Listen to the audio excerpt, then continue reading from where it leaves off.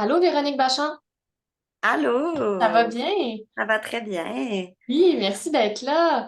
Donc, Véronique Bachand, poète, conteuse, autrice aussi. Tu es reconnue pour ton travail d'artiste de la parole. Tu as foulé de nombreuses scènes. Tu as fait la création de spectacles comme, par exemple, M'entends-tu, qui a roulé de 2014 à 2016 à peu près. Tu es membre du collectif primaire Les Couleurs secondaires, directrice artistique de l'événement Je te réponds ce soir. Tu as également déposé une thèse sur les récits de voyage au féminin. J'aurais plein de questions là-dessus, mais c'est pas de ça qu'on va parler aujourd'hui. Tu fais tellement de choses. Tu as publié dans des livres, dans des chapitres d'articles, chapitres et articles, excuse-moi, et tu es chargée de cours à l'université, mon Dieu. Une femme multidisciplinaire et tu seras avec nous en fait le 27 août prochain pour nous présenter ton nouveau spectacle avec le rire de ma grand-mère qui roule depuis 2019. Ça se passera au Jardin de Métis. Ce spectacle, en fait, qui aborde la transmission générationnelle qui s'appuie sur ton vécu et tes discussions avec ta propre grand-mère.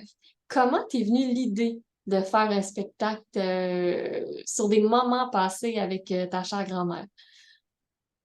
C'est son idée, C'est en son fait. idée à elle. Wow! Ben, oui et non. Il faut dire que j'ai toujours été fascinée, intéressée, voire obsédée par la figure de mes grands-parents, puis que Hmm. j'ai écrit sur mon autre grand-maman qui est décédée maintenant et sur mon grand-papa que j'ai perdu quand j'étais toute jeune dans des projets précédents, notamment dans mon spectacle M'entends-tu?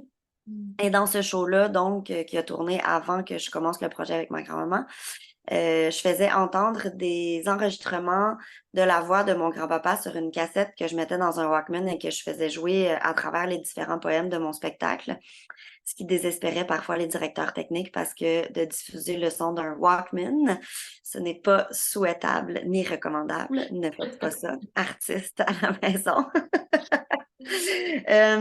Et donc, j'avais déjà cet intérêt-là de, disons, d'intégrer la parole de mes grands-parents à ma propre parole plus poétique ou, disons, autrement poétique. Hmm. Et en 2013, donc, j'ai perdu ma grand-maman que j'appelle ma grand-maman vivante et j'ai pris soin de vivre ce deuil-là avec mon autre grand-mère que j'appelle ma grand-maman vivante. Et et dans le fond, on s'est mis à parler d'héritage, de transmission, de ce qu'on léguait, parce que je me suis retrouvée avec un violon, des vêtements de laine, des tricotés, etc. Hmm. Et ma grand-maman vivante m'a manifesté très spontanément son souhait d'enregistrer son rire. En fait, de me Ah! léguer son rire. J'ai dit, et puis elle m'a dit, ben moi, ce que je voudrais te donner, c'est ça, c'est mon rire, tu sais, parce qu'elle a un rire qui Wow! est vraiment reconnu dans notre famille, qui est très marqué, qui est très marquant. Elle a un rire, vraiment une belle signature dans son rire. Puis c'est quelqu'un qui rit énormément aussi dans son quotidien. D'où le Et titre, je j'ai te dit, réponds ben ça. voilà, ça se peut. J'ai dit, on peut l'enregistrer. J'allais acheter une petite machine enregistreuse flambant neuve chez Steve's. Puis là, la semaine d'après, j'ai mis ça sur la table de la cuisine. Puis elle a dit, ben là, je peux pas rire sur commande. Fait que j'ai dit, mais oui, on va laisser rouler la machine et puis moi, je conserverai tes moments de rire, tu sais. Et Oh, finalement, wow!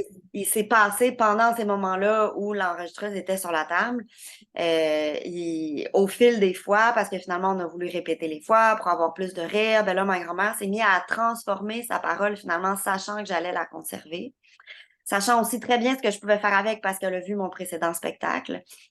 Et puis, après 2 ou 3 ans, j'ai dit, grand-maman, je vais en faire un show, tu sais. Donc, finalement, c'est un spectacle qui, oui, diffuse son rire, mais c'est surtout un spectacle sur notre rencontre à travers ces années-là où on s'est amusé Mhm. à mettre la machine sur la table pour conserver son rire. Ouais, c'est magnifique comme projet. C'est vraiment, ta grand-mère prend vraiment part à ce Oui, spectacle-là. Donc, oui, puis finalement, on l'entend rire, mais on l'entend aussi parler, on l'entend se confier, on l'entend réfléchir.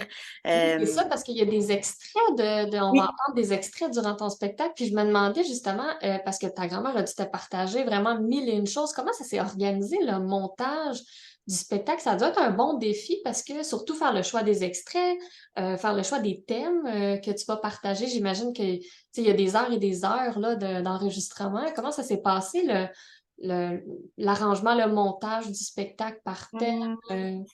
Ben, au début, j'avais beaucoup trop d'extraits. C'est ça. Grand désespoir de mon musicien de Hugo Blouin et de ma metteur en scène René Robitaille. Donc, on en a enlevé. Parfois, ça a été très facile. On les a enlevés pour des raisons de qualité sonore. Parce que, tu sais, moi, j'ai mis une machine sur une table de vitre, puis on jouait au remis, puis ça fait clac clac puis il y a des sirènes qui passent sur la rue, puis le téléphone sonne, puis la télé de mon grand-père, puis... Fait que le son il n'est vraiment pas d'une grande qualité. C'est vraiment un son très, très basique qui a été retravaillé au mieux possible, mais qui c'est vraiment un matériel avec lequel mon musicien ne pouvait pas faire de miracle. Donc, on en a éliminé pour des raisons de qualité. Puis sinon, j'ai vraiment utilisé ce qui servait la poésie et vice-versa. J'ai écrit des poèmes. J'ai écrit beaucoup de poèmes avec mes écouteurs, en enregistrant ce qu'on se disait. Il y a notamment un poème qui s'appelle La Liste, qui dure 7-8 minutes, qui est vraiment comme un condensé de tous les sujets qu'on aborde. Il y a d'autres poèmes que j'ai écrits pour faire suite à certaines choses que ma grand-mère m'a dites. Donc, c'est vraiment une espèce de dialogue que j'ai construit au fil de mes écoutes. Ça a été très long, évidemment, c'est un travail de moine, Oui, vraiment. mais moi, ça me dérange pas de faire ça. Je suis assez On a hâte de découvrir le répétitive dans mes résultat. tâches. Donc, c'est limite quelque chose de très méditatif, d'écouter, de réécouter, de réécouter. Mhm. Wow! Donc, on va voir le résultat au Jardin de Métis bientôt. Euh, il me reste deux petites questions. Je me dis, en quoi cette rencontre-là avec ta grand-mère a changé ta vision de voir la vie? Est-ce qu'il y a des choses qui ont changé dans tout le dialogue que tu as eu avec ta grand-mère? La première chose qui me vient en tête, qui est vraiment très, très marquante, c'est ma capacité d'écoute. Moi, je suis une personne championne de la communication orale. Je peux m'exprimer spontanément, facilement, et je parle beaucoup. Tout ce que je réfléchis, ça passe par le à voix haute.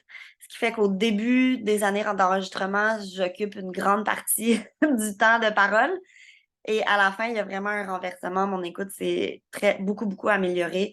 Puis c'est vraiment plus ma grand-mère qui a de l'espace pour s'exprimer, là. Fait que ça m'a vraiment rendue plus à l'écoute du monde qui m'entoure. Ouais. Ah, magnifique. Et à quoi qu'on peut s'attendre pour ce spectacle-là au jardin?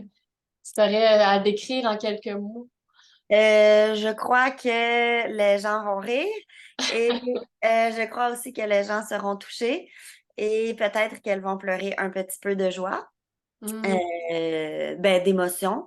C'est des belles pleurs, mais c'est quand même un spectacle sur la vieillesse, sur le temps qui passe, sur la préparation de la mort. Ma Ça nous grand-mère touche vivante est tous. toujours vivante, donc n'ayez pas peur. C'est une histoire qui finit bien. C'est des sujets qui nous touchent tous parce qu'un jour ou Oui. l'autre, Mhm. ça va tout être abordé.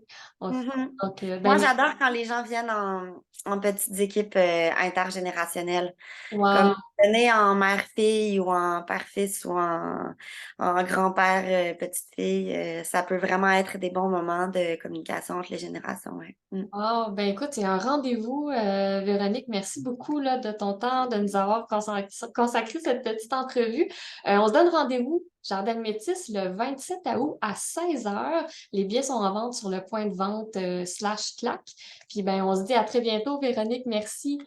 Oui, merci de m'avoir accueilli. Ça fait trop plaisir. J'ai vraiment hâte de venir au bord du fleuve. On t'attend. Bye bye. Bye.